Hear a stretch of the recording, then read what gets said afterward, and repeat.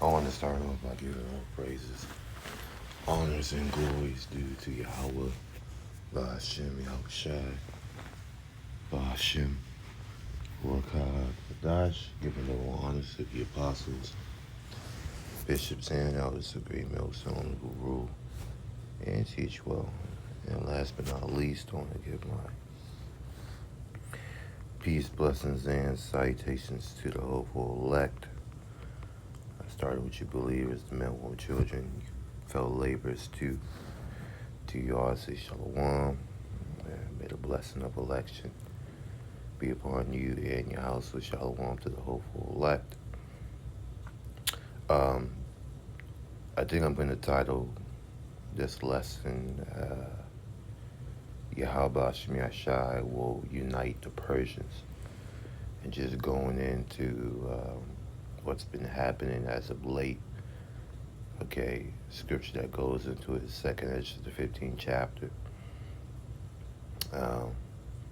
And the videos that I have been watching, catching up on, has to deal with socioeconomics.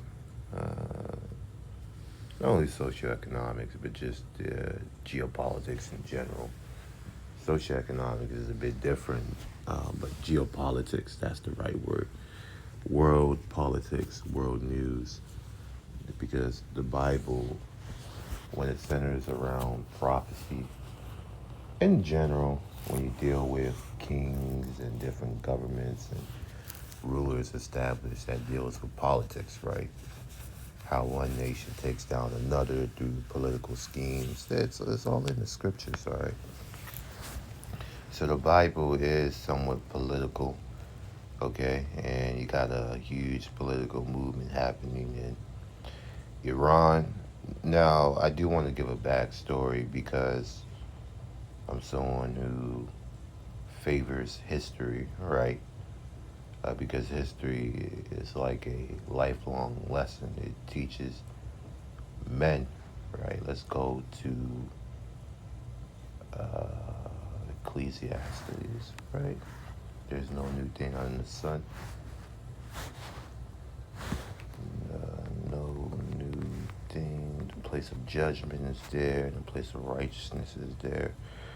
This is Ecclesiastes 1 verse 9. The thing that has been, it is that which shall be, and that which is done is that which shall be done, saying that the thing that has been is that which shall be, so things repeat, right? And that which is done, that which shall be done, meaning it's going to be done again. And there is no new thing under the sun. Now, Ecclesiastes was written by a very well-known man in the Bible. Okay, let me get Ecclesiastes.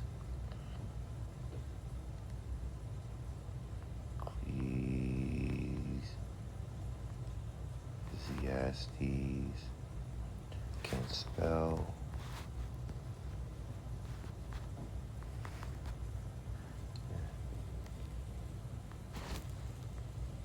Ecclesiastes 1 verse 9. It says, what has been will be again, and what has been done will be done again. There's nothing new under the sun. Okay, so things repeat itself, right? This is by, the son of David, right? Solomon, right?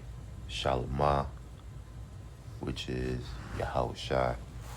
Okay, and he was known for being the wisest king, but fallen because of his heart, his heart towards the Heavenly Father. As he grew older, okay, he fell for the gods of his wives, even those Israelite wives as well. Because people think that it was his concubines, but it was his wives as well, because they also worship other gods. So that's another deal breaker, okay? Because Israel can worship gods as well. So from there, let me go back to what I was going to say. The Iranians, according to the scriptures, they are the biblical Elamites, right? We go into Elam and the ancient civilizations, right? That centered around that region. They descend from a man called Elam. Now, I'm going to go to the Blue Letter Bible and get the meaning of Elam. Elam. The children of Shem, Elam, and Ashur, and Arphaxad, right? And Lud, and Aram, right? You got the children of Aram, Arameans, Uz, right? The Arameans, which are the Syrians. It's a lot of mixed population over there in the Middle East. It's really a melting pot. Elam and Ashur. Okay, when you go into Elam, Ayalam, Ashur, Ayalam, right? It says eternity. You had Israelites that bore the name Elam, Ayalam, or Ilam, which means eternity, or means forever. Okay, Ayalam.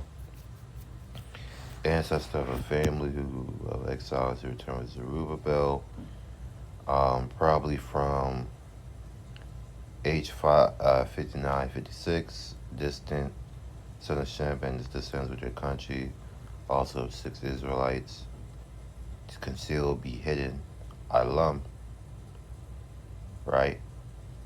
To be concealed, Ilam. Okay. So Elam was the ancient civilization at that time that the Persians descended from. Okay. Let me go to Iran's history timeline. So this is from the AI overview. It says Iran's history spans thousands of years, right? Beginning with early civilizations like Elam, 2700 BC, and evolving into the first Persian Empire under Cyrus the Great, 550 BC. Okay, so the first Persian Empire under Cyrus the Great. The Achaemenid eras include the Achaemenid, the Parthian, the Sasanian, followed by Islamic conquest and the Safavid dynasty in 1979. Revolution establishing the Islamic Republic. Okay, emergence of Elamite civilization with Susa as capital. Cyrus the Great founds the Achaemenid Empire, conquering the Medes and later Babylon. Right? Alexander the Great defeats Darius III, ending Achaemenid rule. Parthian Empire dominates fighting Rome. Now, you know, that whole part right there, conquering the Medes and later Babylon, you know, that goes into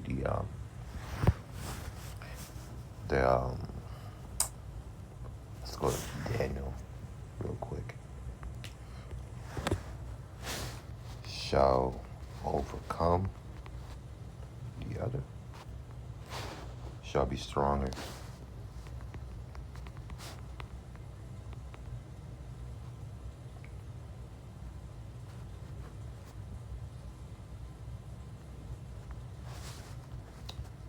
Let me do this real quick.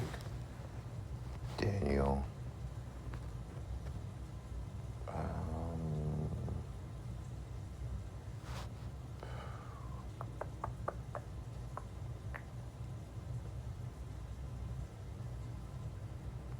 Conquering the Medes. Let me type in the Medes real quick.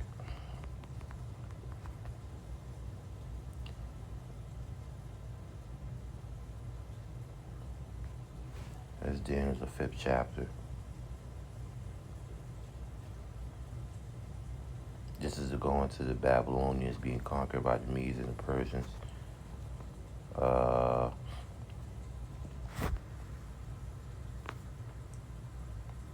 Many Tickle Perez.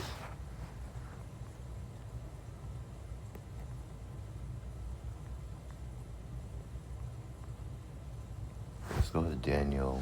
I think it's the 7th chapter. Yeah.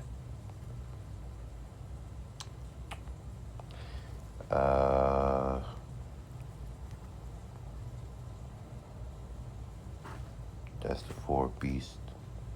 Let me go into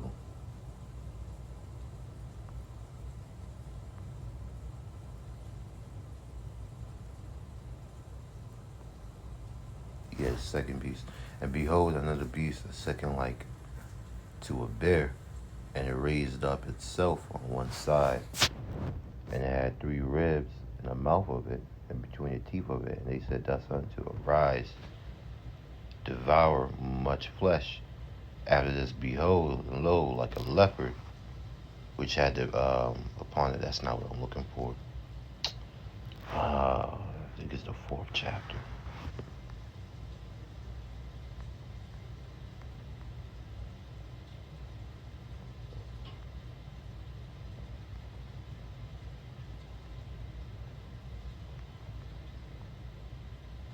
If I can't find um,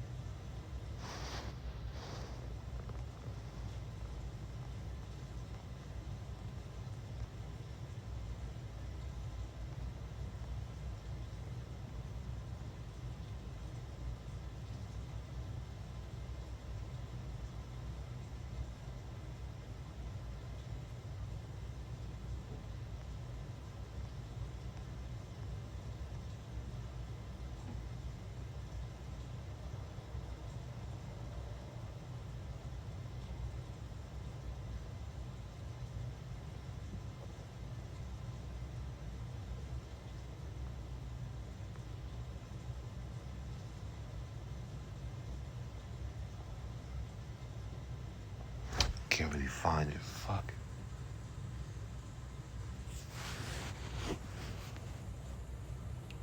You know, I'm not even gonna waste my time with it, but I think it's in the book of Daniel talking about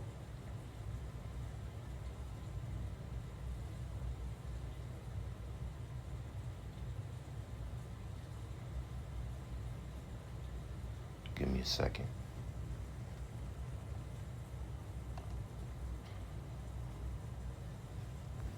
Let me see. One horn was higher than the other.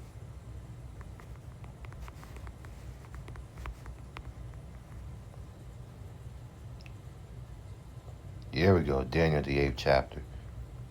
This is Daniel 8, verse 1. In the 3rd year of the reign of King Belshazzar, a vision appeared unto me, even unto me, Daniel, after it which has appeared unto me at the first. And I saw in a vision, and it came to pass when I saw that I was at Shushan, in the palace, which is in the province of Elam. And I saw in a vision, and I was by the river of Ulah. Then I lifted up my eyes and saw, and behold, there stood before the river a ram, which had 2 horns, and the 2 horns were high, but one was higher than the other, and the higher came up last. Okay, so the Medes, right, they were the first one to rule, right, that Medo-Persian Empire, okay. They were the first one to have their high, their high status because they're the ones who started the empire. But the Persians came up higher, and they came up last, which means they overcame the Medes and took over the empire. Okay, it was a changing of gods, languages, even. Some people will even say there was a change of military tactics, right? Because it was 2 different nations that were conjoining together to rule the empire, but one consumed the other, which is what really happens, because 2 kings cannot sit on one throne. You got 2 kings represented by 2 different nations. I mean, something is bound to happen, right? Then I lifted up my eyes and saw, and behold, there stood before the river a ram, which had two horns, and the two horns were high, but one was higher than the other, and a hurricane blast. And I saw the ram pushing westward and northward and southward, so that no beast might stand before him, neither was there any that could deliver out of his hand, right? But he did according to his will and became great. That was Cyrus the Great, right? He establishing that empire, going back to that timeline, right? Cyrus the Great founds the Achaemenid Empire, conquering the Medes and later Babylon. He became great. No beast, no nation could conquer him, could stop him. And then you had that notable goat, Alexander the Great, which the Grecian, right? Um, you know, that Grecian that broke the ram in pieces and pretty much established the foothold of that Greek kingdom over there in West Asia. Okay, and then later on came that wicked root, Antiochus Epiphanes, which greatly afflicted the children of Israel. Okay, and then a Parthian Empire, which I'll give you guys a hint: the Parthians are Israelites for the most part. You had Elamites mixed in, um, but the Parthians are related to the Scythians, and that's a long story. That goes into the history of the Northern Kingdom. When the Northern Kingdom were being deported by the Assyrians, right? Okay, I'm talking about Tiglath-Pileser III, Shalmaneser V, right?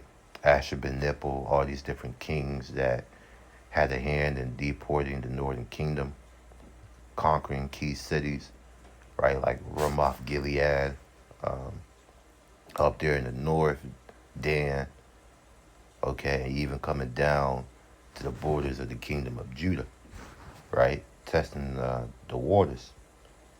But because you had some righteous kings like Josiah, who prayed to Yahawah, and he sent that one angel that killed, I think it was like 100,000 Assyrians, okay? And that made that king flee. He fled up, northward, back to his kingdom, okay? So there you go. That's just a brief history of the Persians, okay? So these people are not just some kicking a bucket, mail in a bucket type people that you can just throw around, because Babylon, right? Let's go to the book of Revelation, the glory of kingdoms. Okay, I don't think it's in the book of Revelation. Revelation 11.